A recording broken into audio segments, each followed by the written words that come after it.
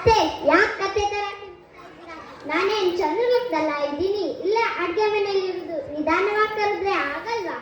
ನಿಧಾನವಾಗಿ ಕರೆದ್ರೆ ನಿನಗೆಲ್ಲೇ ಕೇಳಿಸ್ಬೇಕು. ಅದು ತಗೋ ಟಿವಿ ಹಾಕೊಡು.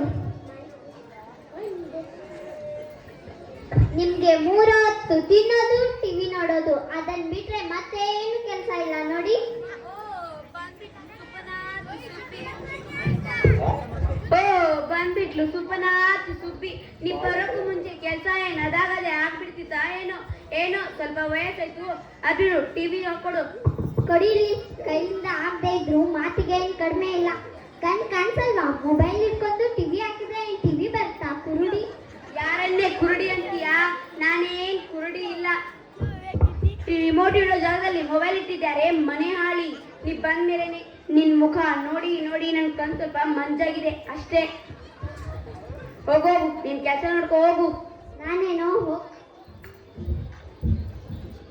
ಟವೆಲಿ ಯಾರು ತಂದಿಟ್ರು ಬಾತ್ರೂಮ್ ಅಲ್ಲಿ ಇಟ್ರೆ ಆಗಲ್ವಾ? ನಾನೇ ಇಟ್ಟೆ ಕಣೆ. ಮಗ ಬರೋ ಹೊತ್ತಾಯ್ತು, ಕೈ ಕಾಲು ಮುಖ ತೊಳ್ಕೊಂಡು ಒರ್ಸ್ಕೊಳ್ಳಿ ಅಂತ ಇಟ್ಟೆ. ಏನೀಗ? ಬಾತ್ರೂಮ್ ಅಲ್ಲಿ ಇಟ್ರೆ ನಿಮ್ ಮಗ ಏನ್ ಮರೆಸ್ಕೊಲ್ಲ ಅಂತಾನ? ದರಿದ್ರದವು. ಯಾರನ್ನೇ ದರಿದ್ರ ಅಂತೀಯಾ? ಓಡಾಡೋಕೆ ಕಾರು, ಸುತ್ತಾಡೋಕೆ ಬೈಕು, ತಿಂಗಳಿಗೊಂದು ಬಟ್ಟೆ ಎಲ್ಲ ನನ್ನ ಮಗ ಕಣೆ ಕೊಡ್ತಿದ್ದು. ಬರುವಾಗ ಏನ್ ತಂದಿದೆ ನೀನು? ಕೈ ಹಾಕೊಂಡ್ ಬಂದೋಳು ನೀನು, ದರಿದ್ರ ನೀನು. ಇಲ್ಲಿ ನೆಟ್ಟಮ್ಗೆ ಹಾಲು ಕಸಕ್ ಒಂದ್ ಪಾತ್ರೆ ಇದ್ದಿರ್ಕಿಲ್ಲ. ಇದೆಲ್ಲ ನನ್ನ ತವ್ರ ಮನೆಯವರೇ ಕೊಡ್ಸಿದ್ದು. ನನ್ನ ಕಾಲ್ಗುಣದಿಂದ ನಿಮ್ ಮಗನ್ಗೆ ಕೆಲಸ ಸಿಕ್ತು. ಓ ಹೋಗೆ ಎಲ್ಲ ನಿನ್ ತವ್ರ ಮನೆ ಕೊಡ್ತಿದ್ದು ಅಂತ ಬಂದ್ಬಿಟ್ಲು. ನನ್ ಮಗ ಬರೋ ಹೊತ್ತಾಯ್ತು, ಅಡ್ಗೆ ಮಾಡು ಹೋಗೆ.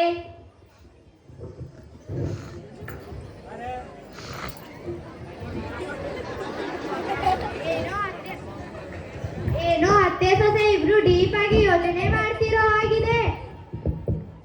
ನೋಡು, ಬೆಳಿಗ್ಗೆ ಹಾಲು ಕುಡಿಬೇಕಂತ ಹಾಲಿಟ್ಟಿದ್ದೆ. ಹಾಳಾದ್ ಬೆಕ್ಕು ಬೇರೆ ಬಂದು ಕುಡ್ದೋಗ್ಬಿಟ್ಟಿದೆ.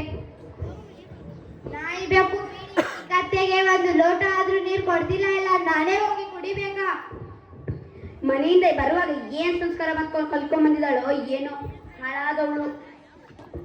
ಮಗ ಗಂಡ ಮನೆಗೆ ಬಂದಿದ್ದಾಳೆ, ಕುಡಿಯೋಕೆ ಕಾಫಿನೋ ಟೀನೋ ಕೊಡೋದು ಬಿಟ್ಟು ಬಾಗ್ಲಲ್ಲೇ ನಿಲ್ಸಿ ಮಾತಾಡ್ತವಳೆ ಹಾಳಾದವಳು. ನನ್ನ ಮಗಳಿಗೆ ನೋಡಿ ನಾ ಎಲ್ಲ ಕಲ್ಸ್ಕೊಟ್ಟಿದ್ದೇನೆ. ಏನ್ ಜಗಳ ಮಾಡೋದಾ? ನನಗೇನ್ ಜಗಳ ಮಾಡಕ್ ಬರ್ತಿರ್ಲಿಲ್ವೇ? ನೀ ಬಂದ್ಮೇಲೆನೆ ನೀನ್ ನೋಡಿ ನೋಡಿ ನಾನ್ ಜಗಳ ಮಾಡಕ್ ಕಲ್ತ್ಕೊಂಡಿರೋದು. ಯಾಕಮ್ಮ ಅವಳನ್ನ ಯಾವಾಗ್ಲೂ ಬೈತಾ ಇರ್ತೀಯ? ಬರ್ರಿ ನಾವು ಹೋಗೋಣ. ಹೋಗು ನೀನು ಹೆಂಡತಿ ದಾಸ ಆಗ್ಬಿಟ್ಟೆ. ಸೊ ಇವರಿಬ್ಬರ ಜಗಳದಲ್ಲಿ ನನ್ ಸೀರಿಯಲ್ಲೇ ಮುಗ್ದೈತೋ ಏನೋ.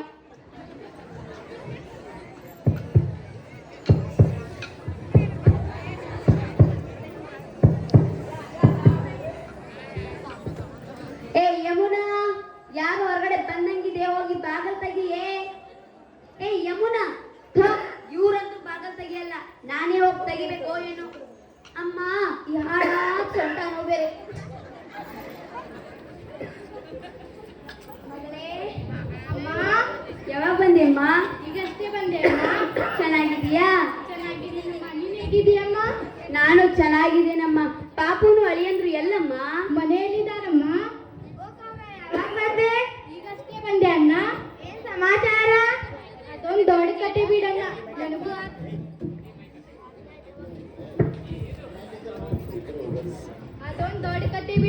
ನನಗೂ ಅತ್ತೆ ಮಾವ ಇರ್ತಿದ್ರೆ ಎಷ್ಟೊಂದು ಚೆನ್ನಾಗಿರ್ತಿತ್ತು. ಪಾಪು ನೋಡ್ಕೋಬೇಕಾ, ಅಡಿಗೆ ಕೆಲಸ ಮಾಡ್ಬೇಕಾ, ಯಜಮಾನ್ ನೋಡಿದ್ರೆ ಕೆಲ್ಸಕ್ಕೆ ಹೋಗ್ತಾರೆ. ಪಾಪು ನೋಡ್ಕೊಳಕ್ಕೆ ಜನಾನೇ ಸಿಕ್ತಿಲ್ಲ. ಅದಕ್ಕಾಗಿ ಅಮ್ಮನನ್ನು ಕರ್ಕೊಂಡು ಹೋಗೋಣಂತ ಬಂದೆ.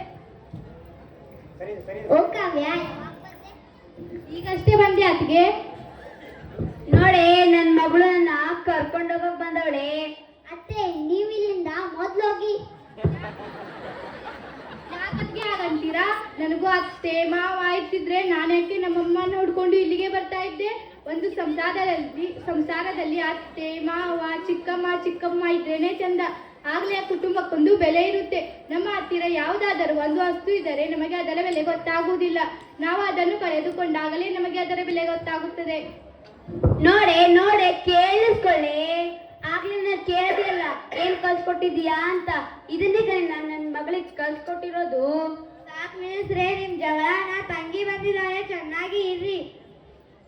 ನೋಡಿ ನೋಡಿ, ಎಲ್ಲರೂ ಕೂಡ ಅತ್ತೆ ಮಾವ ಇಲ್ಲದೆ ಇರುವ ಮನೆಯಲ್ಲಿ ನಿಮ್ಮ ಮಗಳನ್ನು ಕೊಡ್ತಾ ಇದ್ದೀರಾ.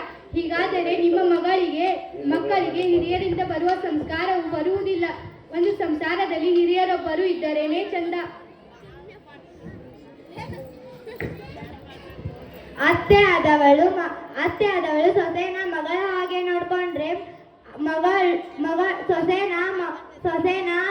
ಸೊಸೆ ಅತ್ತೆನ ತಾಯಿ ತರ ನೋಡ್ಕೊಂಡ್ರೆ ಸಂಸಾರದಲ್ಲಿ ಸಮಸ್ಯೆಗಳ ಬರೋದಿಲ್ಲ. ನೀವು ಕೂಡ ನಮ್ಮಂಗೆ ಜಗಳ ಆಡ್ಕೊಂಡು ನಿಮ್ ಸಂಸಾರನ ಒಡ್ಕೋಬೇಡಿ, ಚೆನ್ನಾಗಿರಿ. ಕೂಡು ಕುಟುಂಬ ಸುಖ ಕುಟುಂಬ.